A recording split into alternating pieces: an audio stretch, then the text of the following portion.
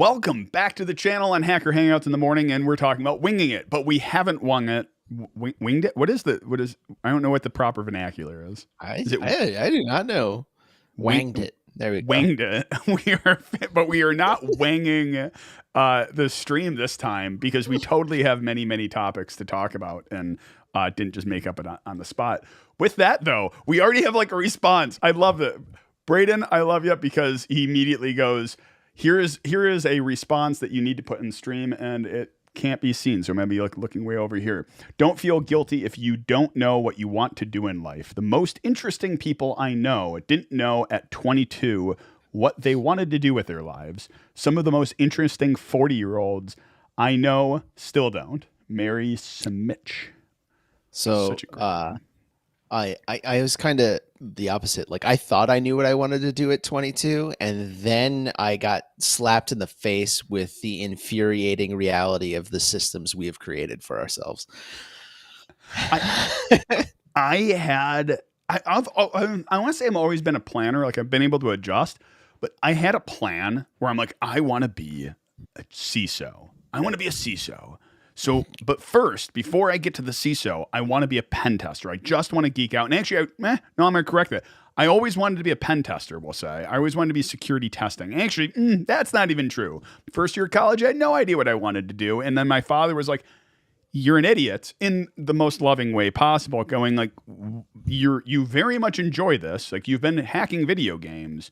Is there a job for that? And I was like, you know what? No, I don't think there is. And then looked into it and like, because the term pen testing wasn't even really a thing back then. Yeah. And then it was like, oh, yeah, there is jobs around security. So that's where I was like, second year of college, started doing that. Wanted to do pen testing, but then somewhere along the lines, I was like, I will never make a lot of money doing pen testing because technical roles, which you got paid a lot, didn't really exist at the time. So it was like, okay, you have to go to CISO. And then somewhere along the line of my journey, it was like, I don't want to be a CISO. CISOs are not a job I want to do whatsoever. I'm sure we'll talk and about here that you are. Yeah, and here I am. But no, I don't do CISO stuff at all, really. I rely on smarter and better people who can actually translate all that information. I mean, a lot of it falls down to like strategy and stuff like that. Yeah. So, my journey was a little... my journey was a lot bumpier. But I always remember that me and my best friend from high school, we both like wanted to do cybersecurity. We wanted to be hackers. Like that was the thing. Like, but we never really had the resources, or not really the resources, but the opportunity. And we didn't know how to get into it in a lot of ways that the average person today, they'll ask you, well, how do I get into cybersecurity? And that's a very weird question, even after having been in it for 15 years. It's like, I don't know, you just start, you just do it, right? But we both were like, oh, I want to be a hacker and blah, blah, blah. And so he joined the Marine Corps because they promised him technical schools in that realm. And I kind of strayed away from computers. I was like, you know what? I don't want to do computers. They're quote unquote too easy for me to understand, and therefore they bore me. So I joined the Navy to be long and short of it is to be an airplane mechanic. And that didn't work out. And I ended up in an NEC that ended up putting me down the cybersecurity path. So I joined the Navy, which made me a sailor, and I ended up a hacker. And my best friend joined the Marine Corps to be a hacker, but he ended up going out to sea and being on amphibious boats. So he became a sailor. And I always just enjoy the absurdity of that, where I'm just like, I want to be a sailor, ends up a hacker. I want to be a hacker, ends up a sailor. Two very different, and now we're both in the tech industry, right? But that journey through our 20s was quite funny. At what point, like, what was the indicators which made you go, I enjoy this thing. Like, I enjoy this hacking thing.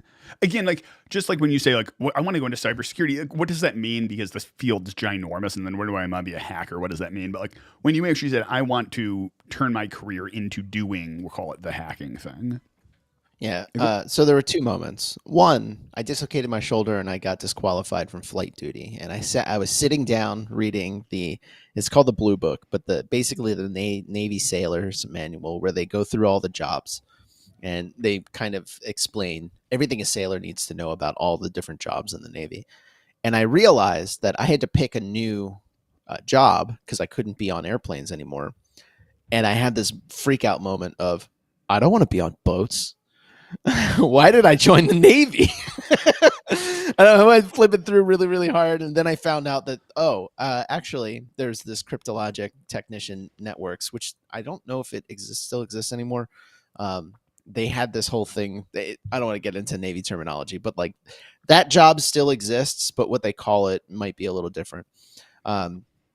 So I found out there was this cybersecurity job that basically never goes out to sea, and it has like 5 different places that you end up located in, and one of them is Hawaii. So I was just like, I'm going to do that job, right? And so that was I decided to go into cybersecurity because I didn't want to go on a boat. And I was like, all right, I can do computers. That's fine. So the point at which, that was seminal point number 1. Important point number 2 is when I got out of the military. And I wasn't totally set on just doing cybersecurity forever at this point until I went to a reverse engineering like workshop. And it was like a 6-week or 8-week course or something like that, where they taught you how to do reverse engineering, disassembly, basic understanding of exploitation, like malware reversing, things like this. And they walked you through the whole process, like how is malware made, and then how do you prevent it, and why is there a cat and mouse game here.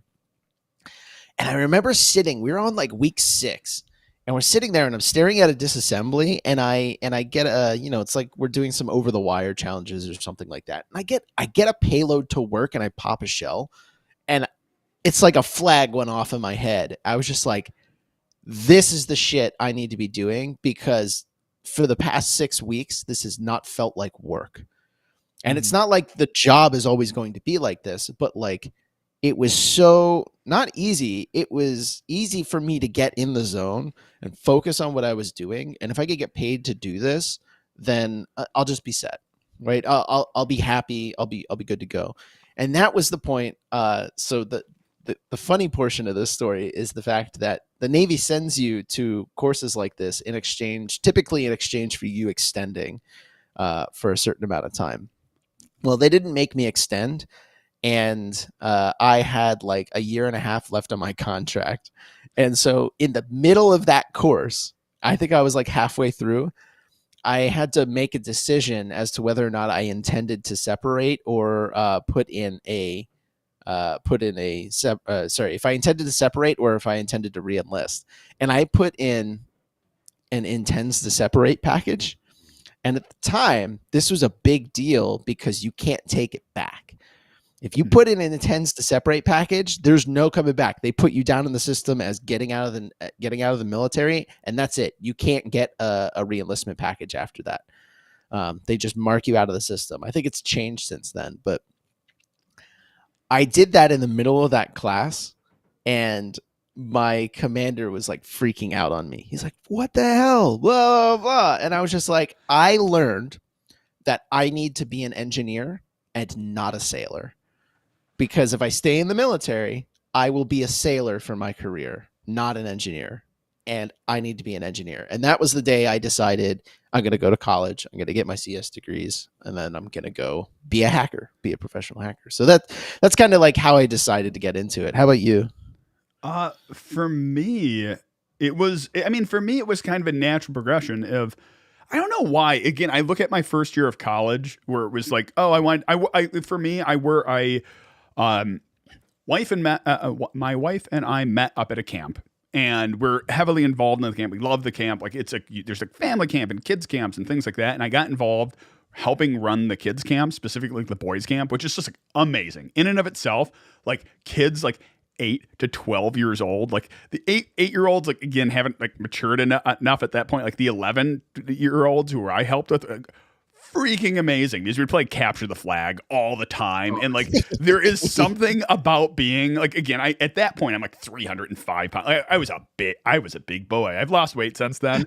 But like, there is some superpower you get when like you have 11-year-old kids who just don't care, like don't care weight or anything like that. But you have a superpower because they're so small. Typically, you can outrun most of them. So like, I felt amazing. I could outrun an 11-year-old. That is my accomplishment. But I love doing that.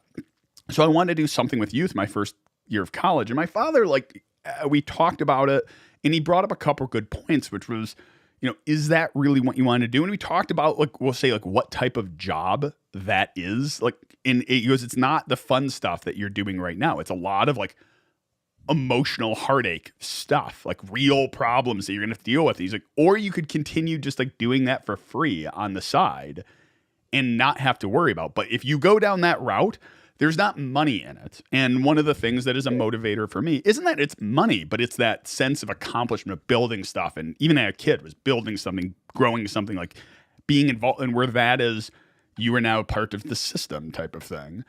And again, it wasn't like a long, like stressful conversation, but it was like someone in your life mentioning the most obvious thing, which is you released an exploit for Unreal Tournament 2004. You released an exploit for Unreal Tournament. That was my gateway drug to hacking, was video game hacking. We talked about this before, and I had so many people comment on that video, by the way, on my original channel, where I made some You're comment. The problem. Oh yeah, it was like, I made some comment which was like, if some people are born with better hand-eye coordination and they're able to shoot me, and they use their skills that they were born with and they developed, why can't I use my skills that I've developed? I said that, and there were so many hateful comments. Everyone's like, you're the cheater, you're the problem, you deserve to die. And it was so horrible. It was great. In some ways, this is the things that make you have thicker skin. So my father pointed that out, and he's like, why you enjoy doing that? Isn't there a career path for that? And it was like this so stupid moment of you've seen the movie Hook, right? With Robin Williams. All right, there's this beautiful scene in it where Smee has this great idea, and he goes, what if, he looks at Hook and he goes, what if you could make the children love you? Like, actually like you? And you see Hook think about it, and then he looks at Smee and he goes, Smee, what a great idea I've just had. And he echoes the exact same plan back to him. And I've noticed this many times in my life. Like, my father will say something like that and be like, Alex, have you considered that career path? And I'm like, Dad, what a great idea I've just had. I could consider that as a career path. So it was kind of like, at that point, the university I was going to didn't have that career. I went online. Network security wasn't even a thing. Like, there was no degree path for network security, with the exception of one college in the entirety of the United States just released a program. And this was, I'm in Michigan, still in Michigan. This program was out of Arizona, little school called UAT, University of Advancing Technology. Yeah. They had a network security program. They had it accredited. It was accredited by it was blessed by the NSA, and the NSA was hiring actively out of the school and things like that. So it's like, cool, I'm going across the country and I am getting that degree. And it turned on. It was that same, like, there's so many stories in that. Like, got to meet that's what introduced me to like DEF CON and TourCon and other conferences, and get involved in the community and talking to like and there's stories in and of itself there. Like, I just so happened to have my roommate who's Bunny, who's the one who used to run Hardware Hacking Village at DEF CON. Like, I was so lucky when I went there. And, through that, immediately wanted to become a pen tester, loved the act of breaking into systems and the rewards, finding insecurities. And there was some, like, call it, not arrogance, but just like so that like, even when I was a kid, and real-live in that with me, was that breaking Unreal Tournament 2004, like, in and of itself, that exploit I released for it, there was something of just not arrogance, but going like, people were paid to develop this thing. People were paid to secure this thing. Teams were completely there just to stop this, and you beat them. Like, not in a dickish way, but just like, you beat them. Like, that feeling is like that high is kind of like, I started chasing that. Uh, the career path. That's such a fascinating way to look at hacking, and I want to come back to that in a minute. But let's finish your story. You know, I mean, the rest of it kind of becomes a little boring, which is, you know, I came out of college saying I want to be pen testing, applied for a pen testing job, got it. When I got there, and this is probably a point of discussion, when I got there, it was a small little company who recognized they were an ISP, who recognized that ISPs are dying. They're getting eaten up by all these bigger companies. So because they became an ISP when like you could actually create your own ISP. So they realized like, oh, we need to shift. So they started shifting into firewall management, and then like, we want to do this pen testing thing. This is a growing thing. So they hired me, but they had no pen test work. So they're like, great. Well, now that we've hired you, we're going to have you manage firewalls. And then they're like, because you're managing firewalls, we need you to start at 7 a.m. and work till like 4. And they're an hour and a half away from my house. So I was waking up. Yeah, that job lasted 3 months, because they're also like, we're going to pay you this, and it's going to be a big bonus based on performance, based off the projects you're doing. And because they didn't have any projects to do, my pay wasn't even near, like, it was like half of it was supposed to be that bonus. Yeah. So it was like totally a bait and switch. Lasted 3 months. Had an opportunity to do some really cool things, 3-letter acronyms, and like a hot site in the middle of nowhere, where it was not unusual to get blocked on the way to work behind like a Mennonite Amish. Like, you would have an excuse of getting to we'll call it the bunker late because of a horse and buggy. And I did that. That was like only going to be like a short thing, like 6 months.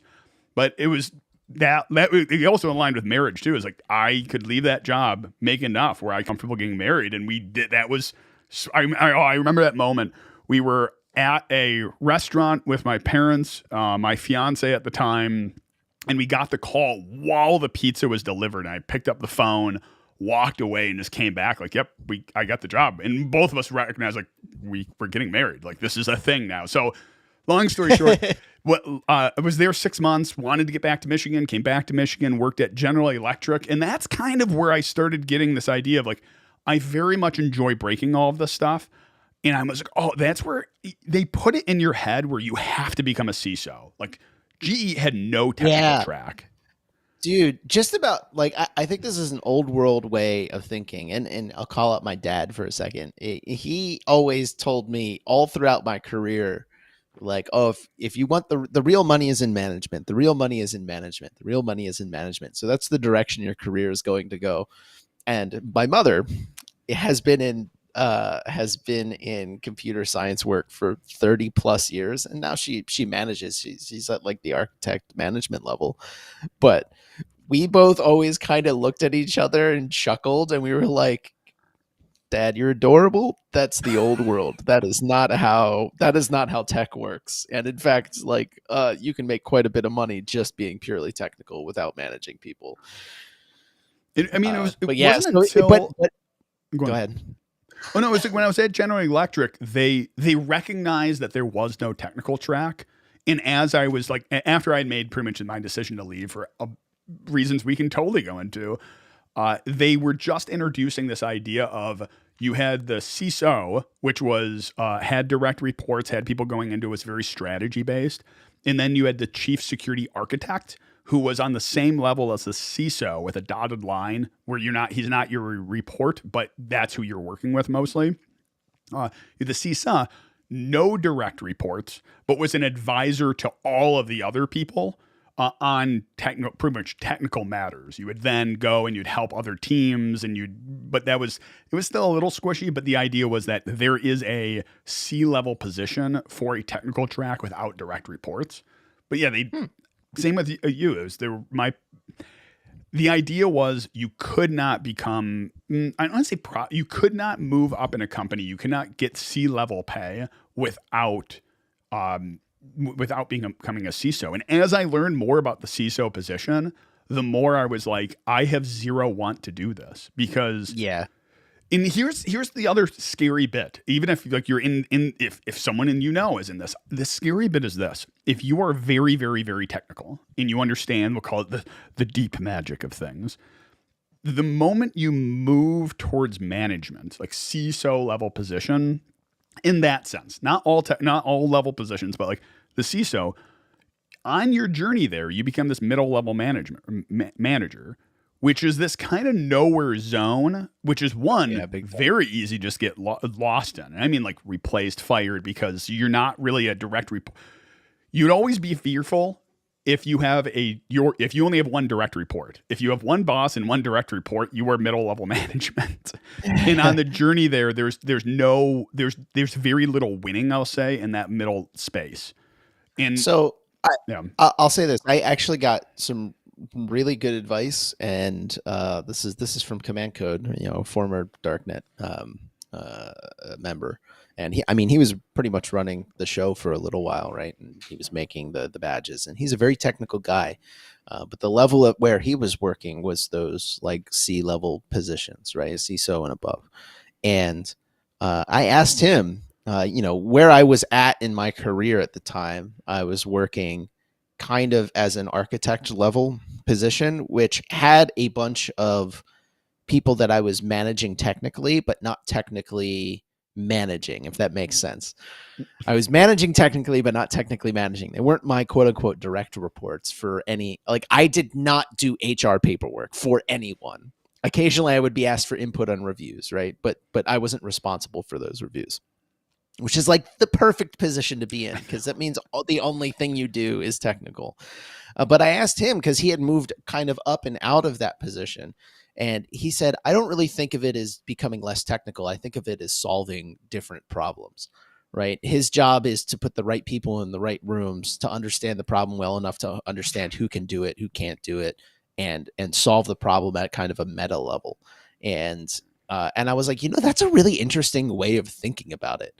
And being able to walk into the room, understand the grasp of the problem, point at the person who's, going to drive the solution all the way through and say, you're in charge of this. Here's the rough shape of the problem, go.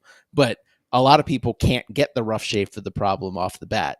And so he kind of explained to me, like, this is the position that I'm filling, right? And he enjoyed it. And thank God, because I don't,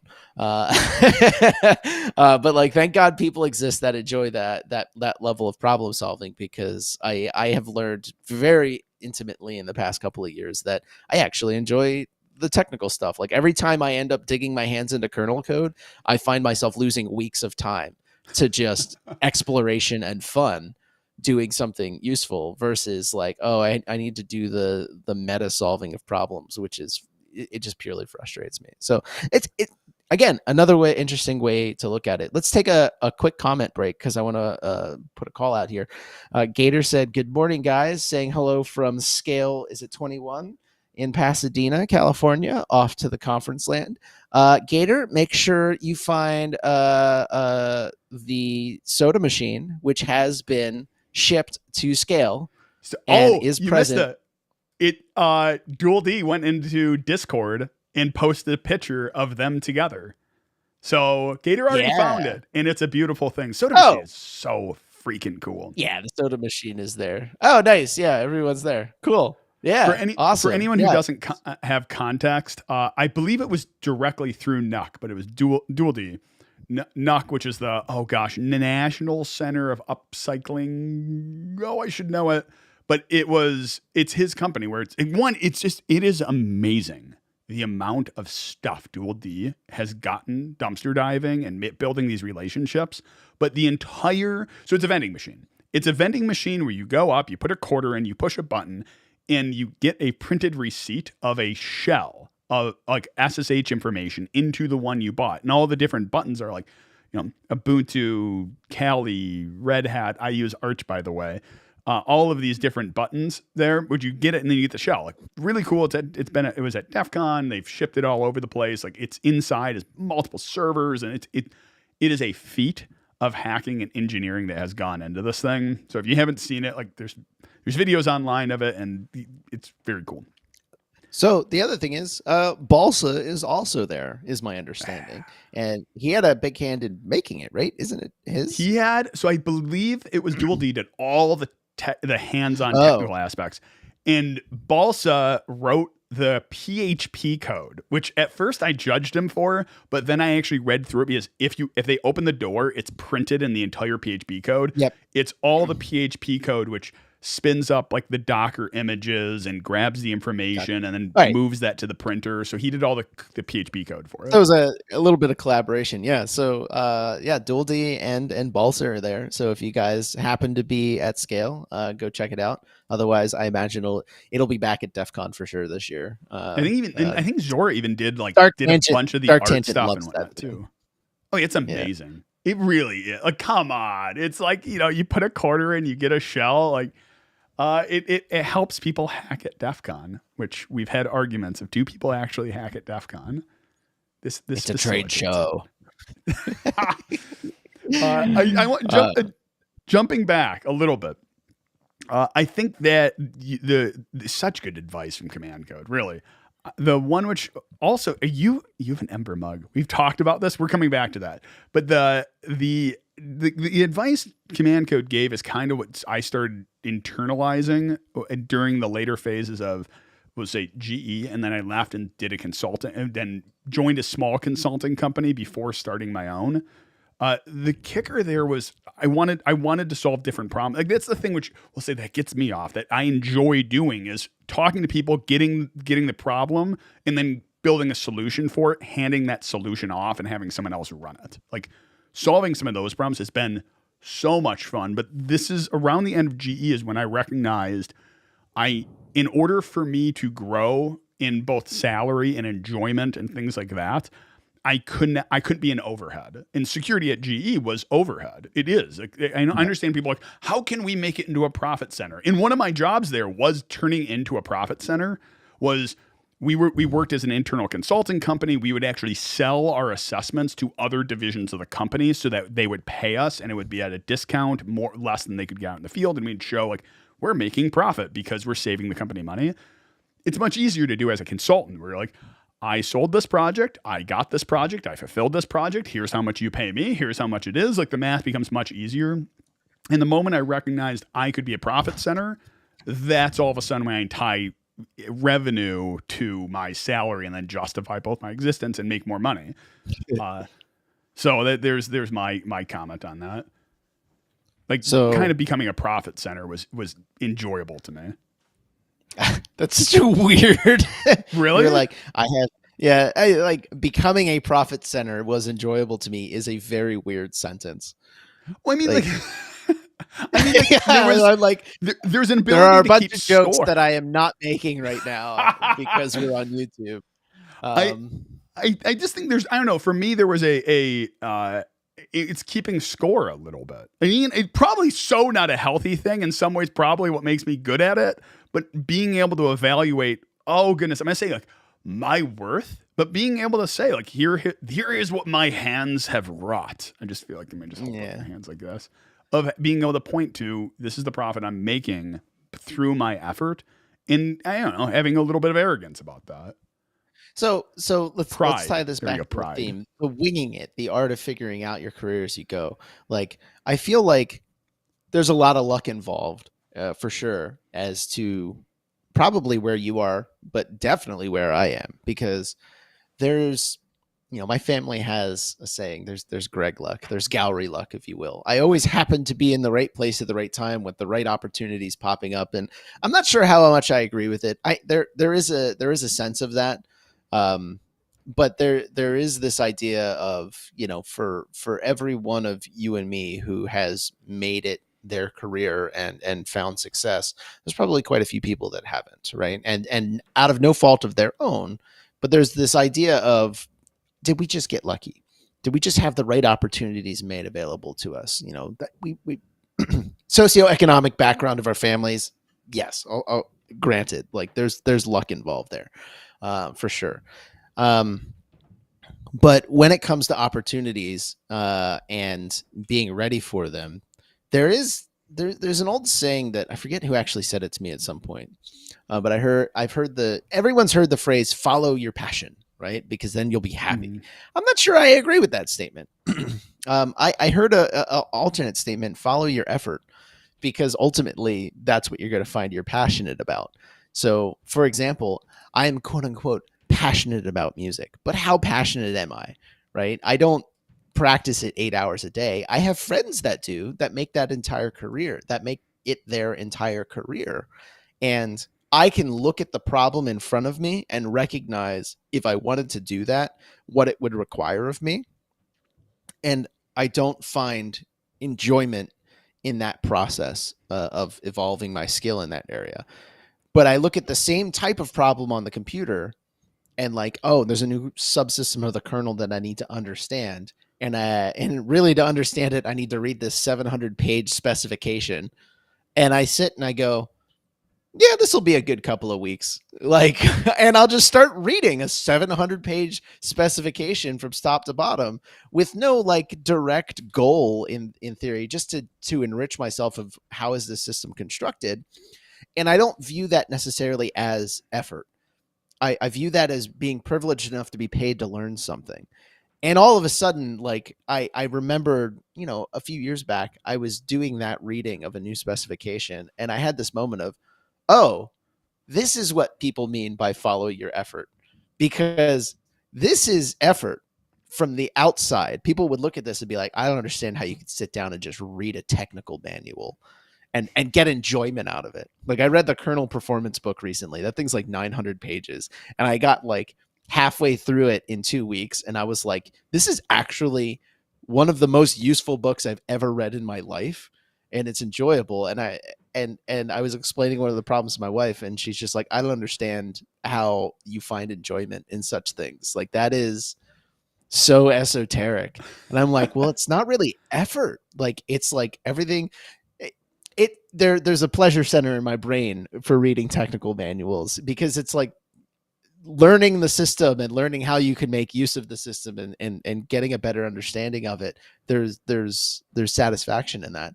But I'm circling back around, the follow your effort thing is if you can recognize where you are actively dumping your effort into, like you with the Unreal Tournament exploits, and your dad just being like, is there somewhere that you can go make money doing that?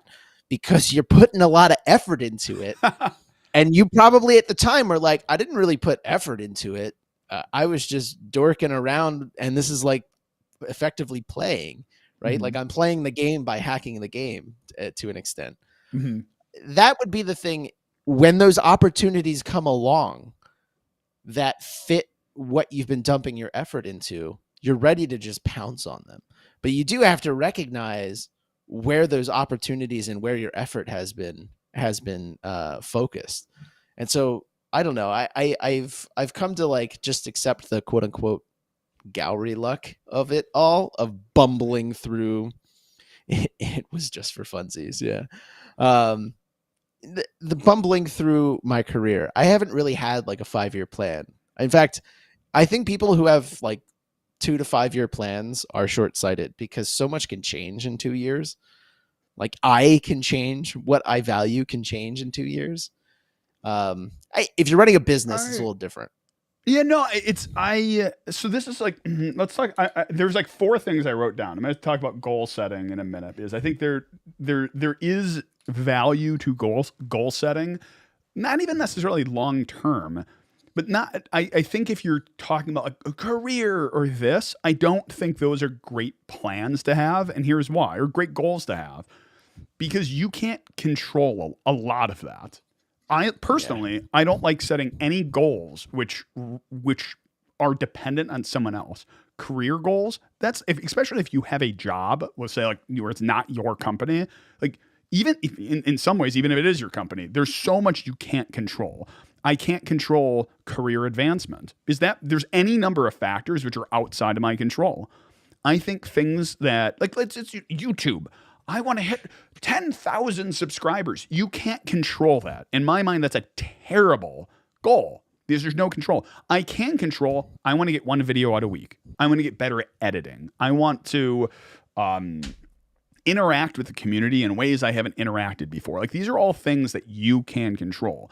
I want to get paid more. Terrible goal, because I can't like control how much I get paid. In some ways, I guess like you could switch jobs. I even like vague ones. Like I want to find better happiness in my life. And then you can have better happiness might be, okay, I'm going to try 3 new restaurants. I don't like in the goofy ways, but like I don't like setting goals you can't control. I think the other thing is like with that idea of controlled, you said luck. I think there's an idea of controlled luck versus uncontrolled luck. Uncontrolled luck are things like your family, born, how you're born, where you're born, like the fact that you were born where you were born versus like in some random place without any internet. Like these are all things you can't uncontrolled. I think controlled luck are things that you have control over. And I think the idea of like people who use this term of making your own luck, if I want to, I want to be like my luck might be 1 out of 100. Well, if I roll the 100-sided dice, I don't know. Is there 100-sided dice? I feel like there should be. Yeah, I have Really? one downstairs. It weighs Really? a pound, and it's a solid steel ball. And if you go through airport security with it, people will look at you funny.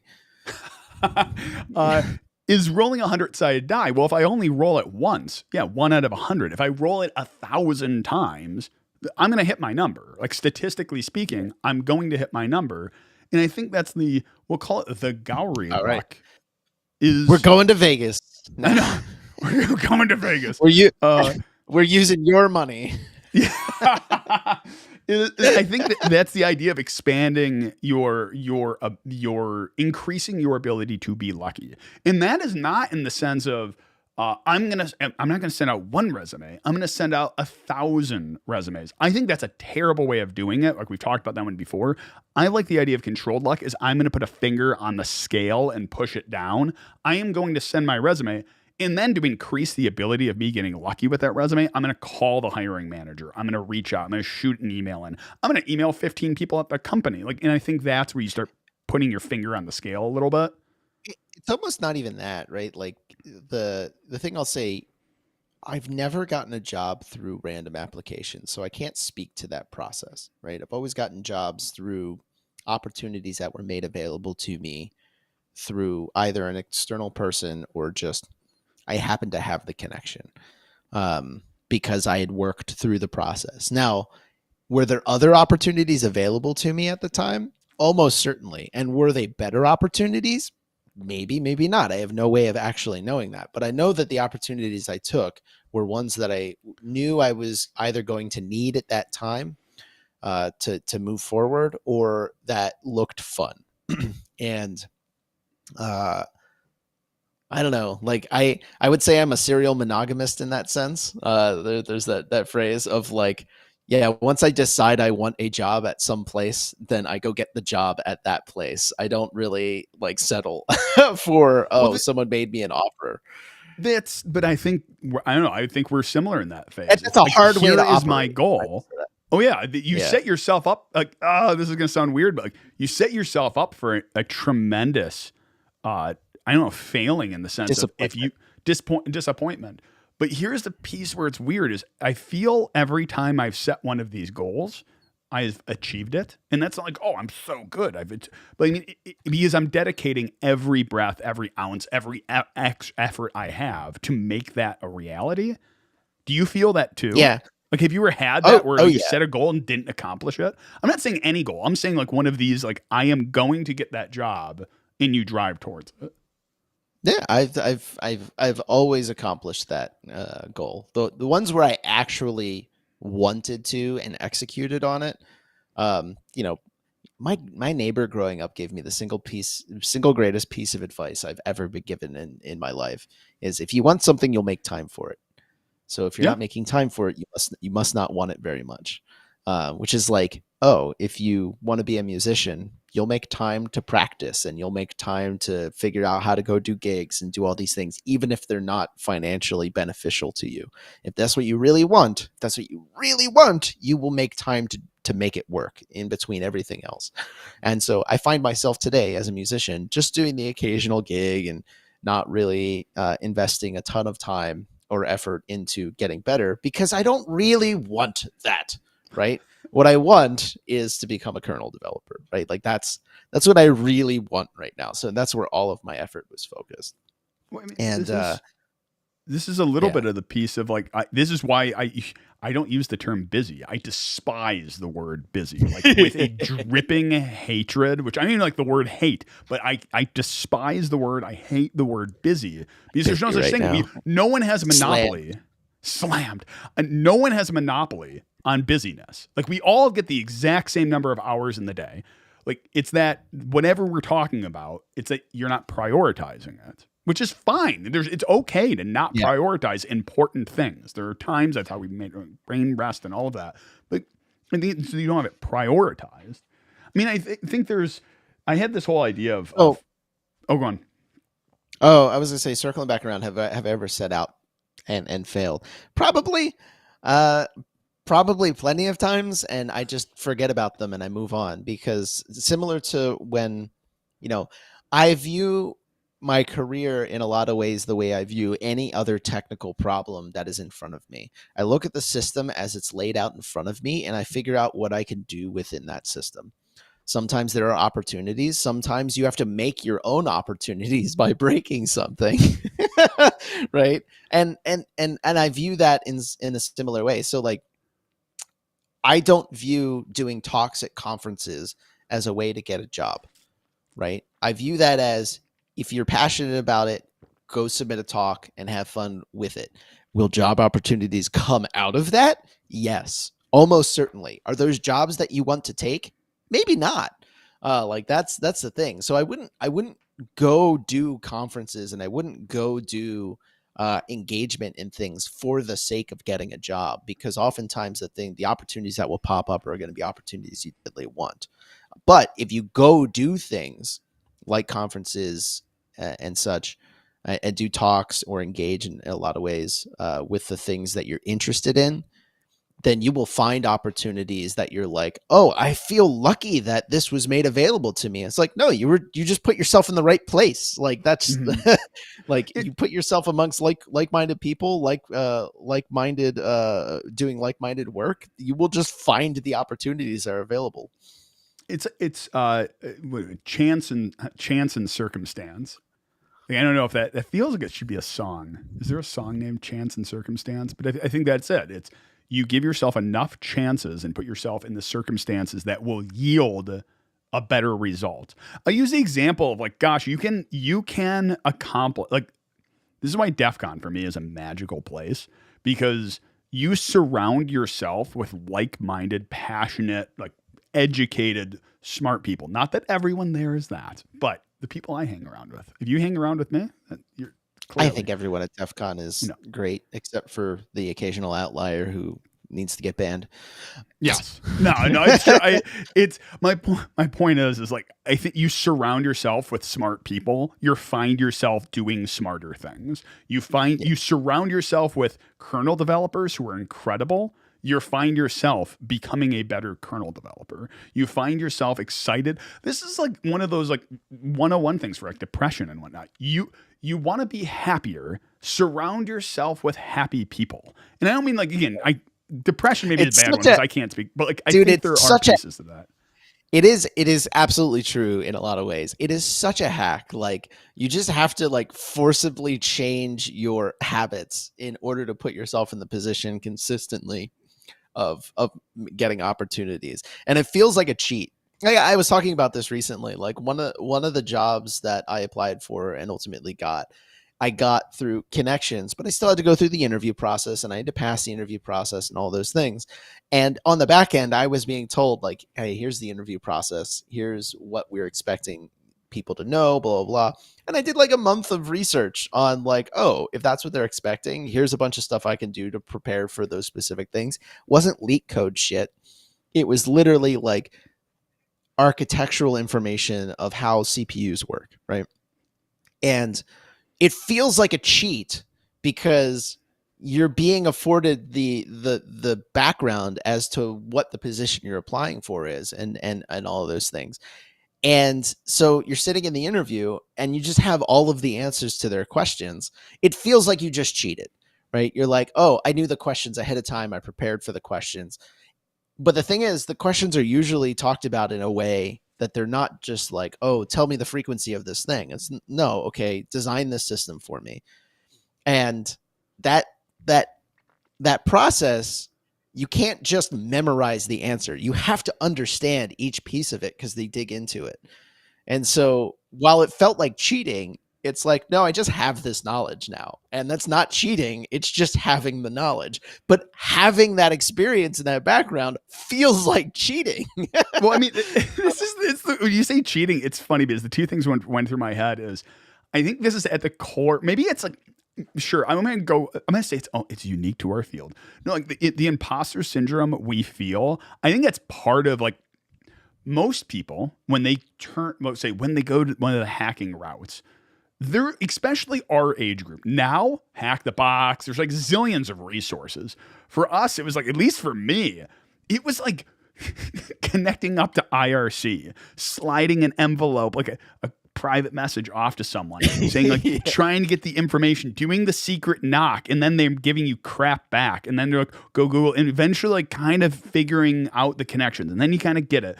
And like, you do it inside your own basement with yourself. For me, it was both basements. I don't know. For me, it's not even a joke. Like, legitimately, my office in a basement. But you do it inside a basement solo, and you're expected to, anytime you have a problem, you put it on yourself. Like, I need to figure this out alone. And then when you do get any sort of help anywhere, it feels like cheating. Let's use like Poncho. Like when I started going through the project of like reverse engineering Steam, like he did that project. Like he did so much of that project. And then I was like, okay, so I know what he's accomplishing is doable and possible. So I'm going to start doing it on my own because I know it's doable and possible, but I'm going to figure it out. But I still felt like a cheater in the sense of both, actually literally, because that's what the plan of reverse engineering VAX anti-cheat engine is. But point being is you got help and immediately it feels like cheating. And I wonder if that because I used here we go. He drops the black badge at DEF CON. I remember the year I got that, I felt like the biggest. What? You totally did cheat. No. I felt like the biggest lie, biggest cheat. Like I had so much imposter syndrome. You know, the funny thing is like you acquired that in the most perfect hacker-esque way possible. You looked at the system, you figured out how it was broken, and you exploited the broken piece of the system, which happened to be I could just walk around and talk to people and, you know, pair with them and then just dump all these codes by plugging the USB in, to quote Gator. Right, like that's like the perfect. That's like the essence of DEF CON, though, right? Like here's another example, though. And you break it. But even like there's other pieces of that. Like one of doing the Gulo challenge, which you never do the Gulo challenge. There's never a time you want to do the Gulo challenge. This one was this is the Naru. Oh, like I know the scratch and sniff. Oh yeah. So this is there was Braille on something you would be wearing. It was a thong. Under a kilt. It was a thong. It was Braille on it and a QR code. But in order to get to that point, you had to read Morse code off a infrared LED inside a bottle that was blinking, and it was blinking more. Actually, it wasn't blinking Morse code. It was blinking letters of Morse code, which then had a World War II cipher, which you had to do. Point being, like, that challenge was so frustrating because the LED was, it was close. Any letter was off. It threw off the entire encryption. So it was like me. It was Lunan. I think even Sanity helped. And we're all watching the video of this thing, and we're all writing it down and putting the letters down and comparing. But DEF CON Darknet was meant to be this weird balance of team collaborative, but also as individual points. So it just, I remember thinking pieces of that afterwards, going like, you feel guilty asking for help because it feels like a cheat. But the reality is, like, that's how you get better. And I don't know, like, do you think that's unique? Do you get that feeling like I'm cheating at life when I ask for help? Yeah. I've broken myself of that to an extent by embracing my phrase, it's better to be wrong out loud than to quietly think you're correct. Because the worst case scenario in professional life is you come up with the solution to something and you're like, this is the solution. You spend 3 years working on it. You get it together. You're about to ship. And then you find out like, oh, this doesn't solve the problem. That's like the worst case scenario is you just dumped potentially millions of dollars into solving something that doesn't have a problem to solve, right? That's really bad, which means that like your modus operandi, if you will, your MO should be constantly put up everything that you are doing for peer review, either to the market, to everyone that you're working with, to everyone else, and do it with strong terms, because there's a rule of the internet. The quickest way to get the right answer is not to ask a question. It's to post the wrong answer, right? And, because you will be corrected, right? And this is the point, right? That is true, and you need to embrace that. Which means that when you go out and you post your I have the solution to world hunger, right? You don't go out and you say, is this a solution to world hunger? No, you go, I have the solution to world hunger, understanding very well that you very likely don't, and that you're missing some piece of the puzzle, so that everyone else can come in and tell you why you are wrong. And then you accept that feedback graciously, and you argue the points that you need to argue to make sure that you understand it, and to make sure that the feedback is actually relevant and useful, because not all feedback is going to be relevant and useful. And you just accept the fact that you are going to be wrong. And if you do that and you are consistently out in the open with what you're working on, you consistently make strong statements as to why what you're working on is important, and then you accept your beatings, if you will, graciously, then consistently over time, you will be less wrong, right? So when you make grand statements, you will still be wrong in a lot of ways, and you may need to scope things, but you'll be better at understanding what you do understand and what you don't, and then being able to reach out for help. Now, here's the fun part. Right? It feels like cheating because you're kind of exploiting that I'm going to make a strong statement and get someone to yell at me as to why I'm wrong as a way of cheating, rather than just asking for help. So I don't really ask for help. Sometimes I do. I don't ask for help in the traditional way, because I think that you don't get good results because oftentimes what that amounts to is you walk into somebody's office, or you go into Discord, or you go into IRC or whatever, and you go, can someone help me with this? When's the last time you got someone to engage with you by saying, can someone help me with this? As opposed to, hey, I tried to use the thing you developed and it broke. It's broke and it doesn't work. And then they come back and they argue, and you go, oh, you're doing it wrong. It's not broke. You just use it like this. I just got the help I needed, but I didn't necessarily go, can you give me help? So like and this is a very open source way of thinking. I think that's a very good way of just operating, of like, it's I give you review and I use your thing. You give me help. And, but if you just walk in and say like, hey, can someone do work for me? That's a bad way of asking for help. I think, right? It's a quick measurement of finding people passionate about an issue.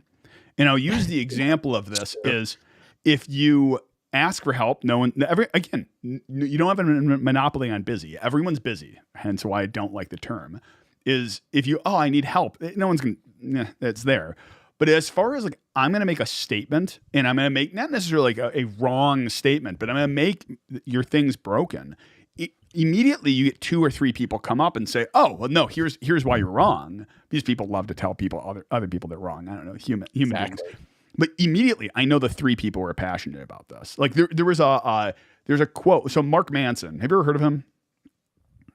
No, is he a serial killer? I think that was no, he's not.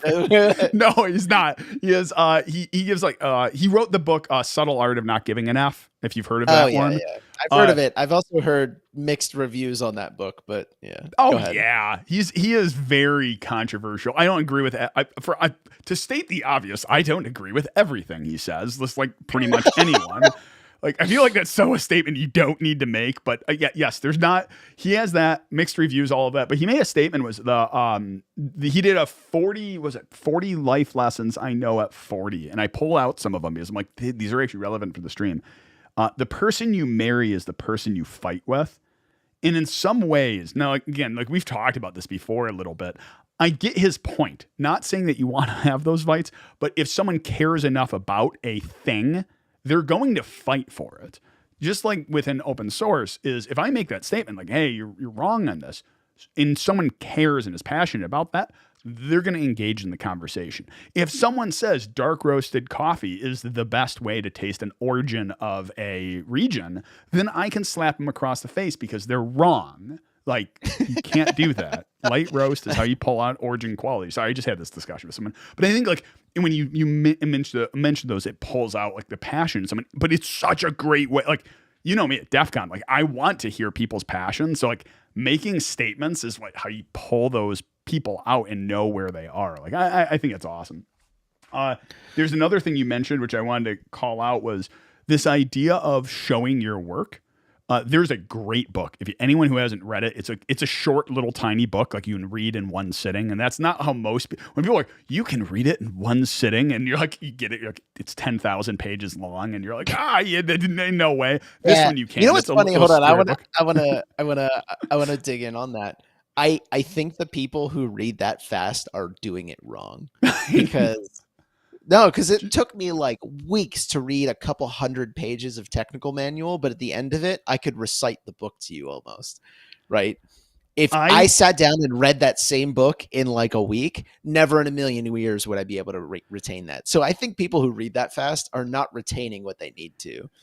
Technical books? Technical books, I think you need to go slow with them. Like, but fiction, I still read at like 1.8x speed. That's different. Go ahead. A book called Show Your Work by Austin Kleon. Little tiny like square book. He has like 3 of them, but that one was it brought up you read it and you're like, this is very obvious. But the thing is most obvious things are not spoken about in that way. And obvious, like, heck, there's so many of these, like the 4-Hour Work Week or any of these books, you read them and you're like, yeah, a lot of that's very obvious, but it's put it together. People don't pay for information. People pay for organization and application. This is a very cool way of getting the information and applying it and organized in a very interesting way. But the whole idea is show your work. It is and it brings up a bunch of examples. Like a good example of this is if you are learning to do hacking, we'll say, if you want to learn pen testing, it is very, very difficult for me to teach that to someone who's never done it because I have forgotten what it's like to be a beginner. I make huge assumptions. You have mountains of, I call it automatic knowledge, right? When you come across a problem, you just instantly have all of the neural pathways built to go, here's how I get there from here, right? But if you don't even know what step 1 is because you've never done it before, it's a nightmare, right? And my point with the show your work thing is the idea of I'm going to put it up on the board. I'm going to see who's interested in it to determine who the passionate people are, but then I can engage with them easier. His entire concept is if you're making a YouTube channel and things like that, whatever you're working on is show your work to other people. Don't hide it. And then he has another one called Steal Like an Artist, which is another great book. But a lot of the concept is like the Steal Like an Artist makes perfect sense. It's a whole discussion in of itself. But it's showing your work, like putting it out there, letting people see it. And you see some of the most successful, I would say, like pen test. A good example, like John Hammond and these other like hackers who put out their effort. And I always give like the best advice I can give anyone who wants to go in the pen testing field is always like start a blog. No one's going to read it. It's what's great about a blog. No one reads your blog. There's no one reads them anymore. Like unless you're like thousands, either way. But start that because that's your living, breathing resume of here is how I've advanced. Here's how my brain works. Here's how I think about these problems. And it helps you work through them too. But this whole idea of show your work is, I just think, a great concept, which you're hitting on too. Yeah, I mean, it's a good point. Although, like, don't invest in those things as an actual resume. In a sense, view it as a development tool for yourself. Like never in a million years have I gone and read someone's blog and as a part of the interview process. If I'm doing that, I've probably already gotten to the point where you've already been pulled in for an interview, which means that none of the extraneous work that you've done is relevant, right? The only thing that matters is what happens in the interview. So I have, and it's mainly to sift out people. So like hacking, we'll say like pen testing is very, very, very difficult to figure out during an interview. There's a whole number of things because like this is like I will try 100 things and 99 of them won't work. That's fine. That's part of your job is ripping through these things and trying to get down to the meat of it. Heck, and this is a whole nother one of like interviews within pen testing we talk about. Like most people understand needle in a haystack. So within CTF's competition, this is like the fundamental difference between like CTF and reality of pen testing is CTFs are a needle in a haystack. There is only one thing you're trying to do. You're trying to root the system. There's only one pathway to get there, maybe two if the person screwed up. Actual pen test is a needle in a needle stack. You have so much information, so many exploits. Everything is open, especially in the internal network. Everything is open, but not all of it is valuable. The reason why I like going to someone's blog if we're looking at them, because I don't even care what the information is. They legitimately could have like every failure. I don't care.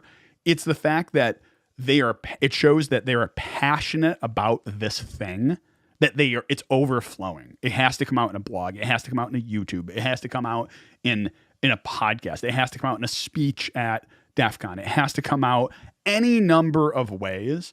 I mean, heck, that's the thing I look for when I'm interviewing someone. If we're looking to hire someone like for a tester, I know I hit it when I'm like, so what was the last thing you built? And they're like, let me tell you about my home lab and this like U1 server, which heats up my house, and this open source project. And I just learned about Docker or Podman, or I just learned about this new weird tool which bounces a laser off the moon. Like I love hearing about those things. So how does this, so I would say all of those things are for people who are already established, but like, you know, they're already perfecting the art of winging it through their career, right? How do we want to wrap this discussion? The art of figuring out your career as you go. Before we do, I actually do want to ask. He had a bunch of these points, and I wanted to ask your opinion on some of them before we wrap it up. Is that okay? I disagree. Like, I disagree. If you're not turning down things that excite you, then you're not focusing enough on what matters. If you're not turning down things that excite you, then you're not focusing on enough on what matters. I'd have to think about that because I don't know, when you're already established, I'll say when you're earlier in your career, I think that that's accurate because there should be enough unknown unknowns that there should be excitement in a lot of directions.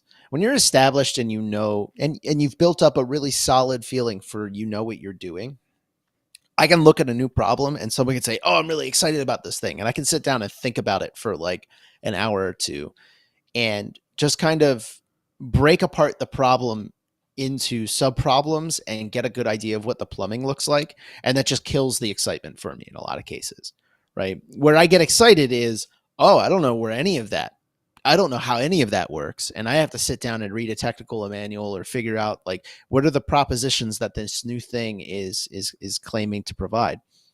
The number of things that excite me today in technical work are muted by the fact that I have done such a wide breadth of low level work. So I can look at a problem and I could go, oh, that's going to be all Python and structural builds. And yeah, that doesn't excite me.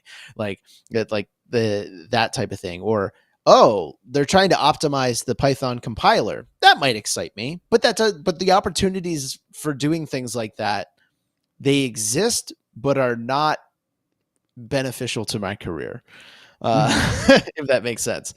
So I can look around the scope of things and say the things that meet the requirements of excite me and are actually beneficial to me are very few and far between these days. That said, I can look at the kernel, for example, and say there's a lot of things that excite me in the kernel, but there's probably only a handful of things that I can work on and have a career. And so In that sense, I agree with it. But in the wider sense of things, not sure I agree with it entirely once you become established. When you're earlier in your career, I 100% agree with it. What's funny, I actually feel like the opposite is early in your career, you're going to be turning a lot of things down, which don't excite you, and then some that do.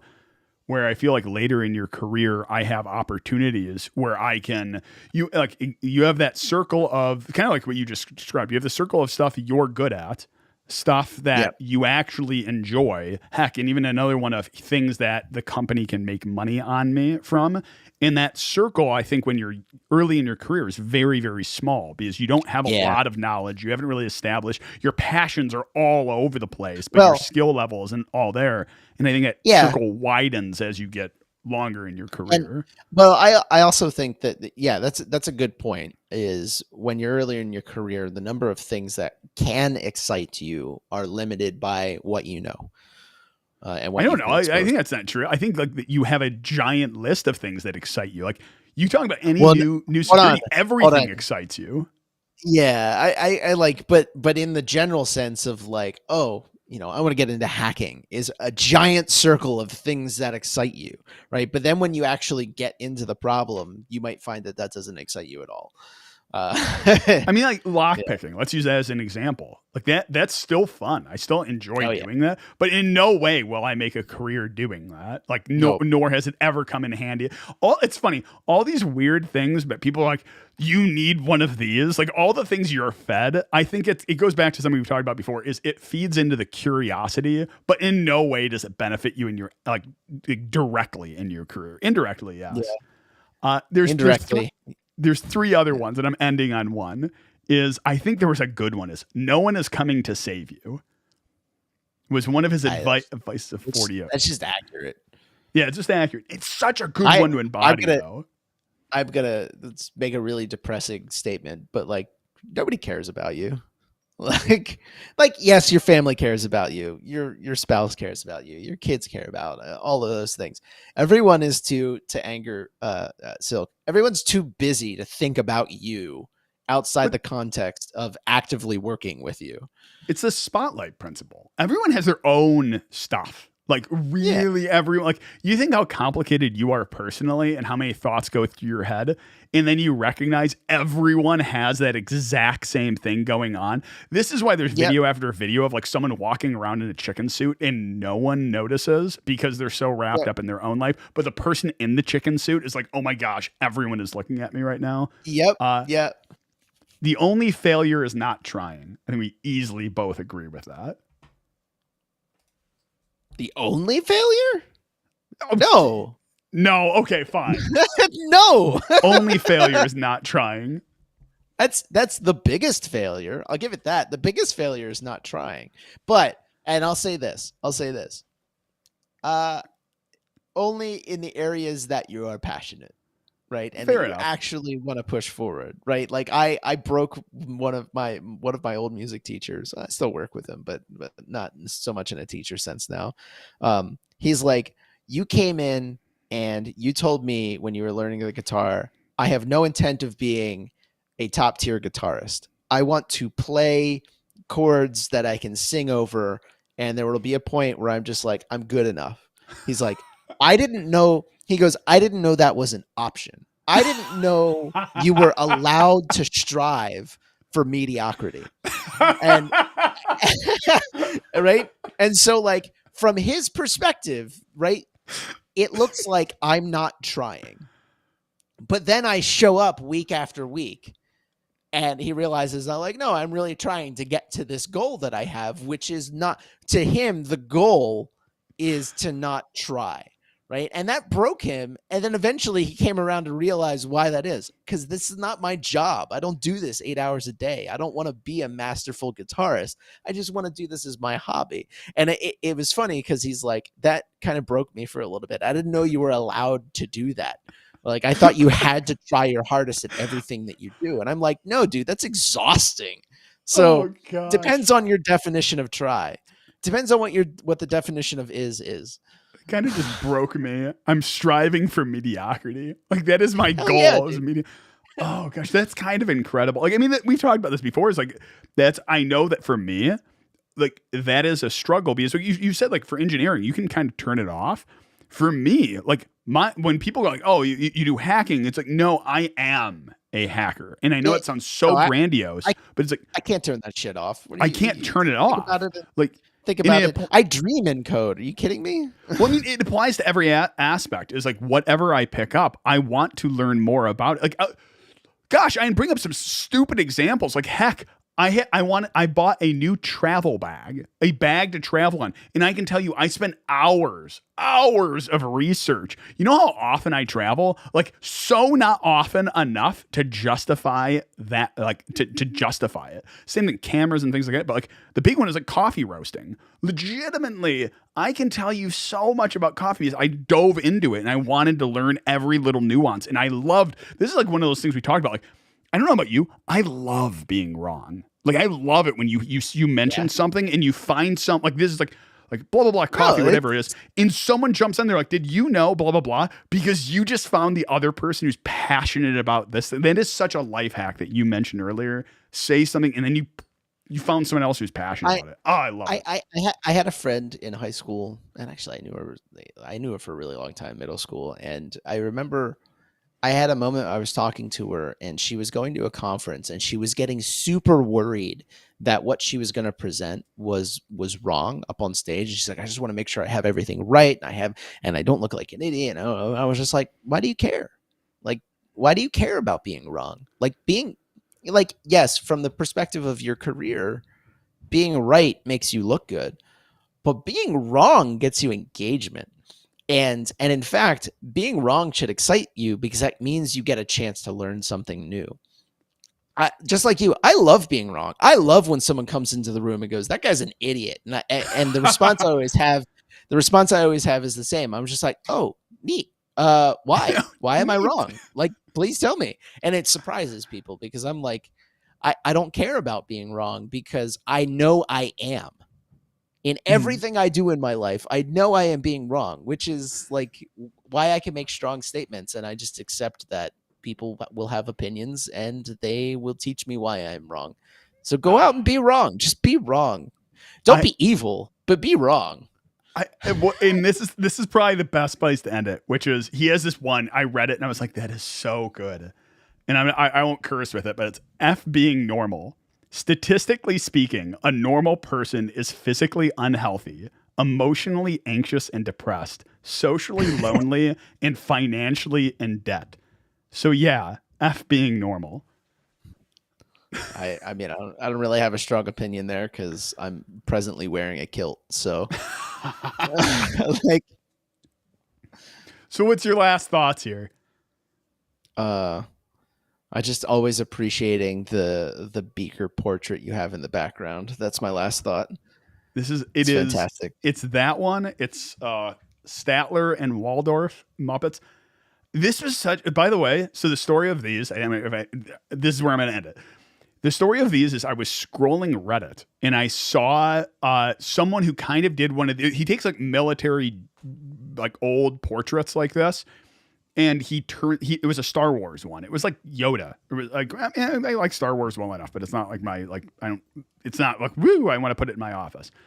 And so I'm like, oh, that's really cool. So I found the artist and I looked on his Instagram, and I didn't have an Instagram. I had to make an Instagram account just to look through his stuff, just for my Beaker poetry. And I started looking through. I'm like, oh, these are really good. I wonder if he's ever done like a Muppet or something like that. And then I hit this entire range of Muppets. Like legitimately, there's 12 of them. You're like, I found my people. So I message him like, have you ever sold any of these? He's like, no. I'm like, I want to pay you so can you, like, can I get them? And he's like, I don't know how to print them. I'm like, just give me an amount. I will buy all the proofs of Muppets. And it was funny because he goes, would you mind if I like signed them or something? I'm like, yes, absolutely. You should sign them. So his signature's in gold. And then the best story of these are, I got them printed at first, and then like just printed at Costco, 20 by 30. But the problem was you put glass in front of them, and they're really reflective. So if I have lights, it was horrible. You can look at earlier videos, and they're there. So I got them printed in canvas. So these are all canvas prints. And then the Yep. best one is Melissa got behind this with me and she's like, this, we have to get you the right frames for this. And she found the most gaudy gold, like huge frame. And she sent it to me. She's like, what do you think of these? I'm like, they're so beautiful. So the story continues though. Get them all and whatnot. And they look amazing. And here's the thing is we can't determine it, but like we've compared the pictures of it. We watched the Muppet movie with the kids. And there's a point where Kermit is walking down the hallway and there's all these big canvases not these exact ones, but there's canvases printed. But if you look at the gold frames around the Muppet posters in the movie, they're the exact same. They're the exact same ones. So I'm just awesome. I have the ones right from the Muppet movie. Yeah, these things give me so much joy. And it's like when you have that imposter syndrome, you just got to fight down your inner balcony Muppet. And that's what I always think is that you have two inner balcony Muppets you need to fight with all the time. With that, I love these conversations. Thank you all for joining us. We appreciate you. And hopefully we'll get back to, I would say normal, but we'll talk to you soon. Thanks for watching. Hack on.